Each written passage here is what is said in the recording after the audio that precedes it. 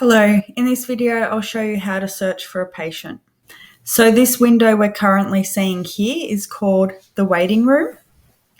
From this screen, I can either go to the magnifying glass to search a patient, I can press F2 on my keyboard, or I can go to the patient tab and search patient. I can search patients using their name, starting with their surname. I can search their Medicare card number or chart number if that's known.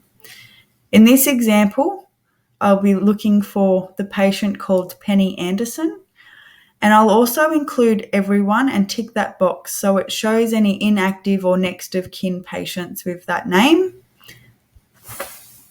And I would just start typing the surname first to bring up any search results. And there we have Penny Anderson.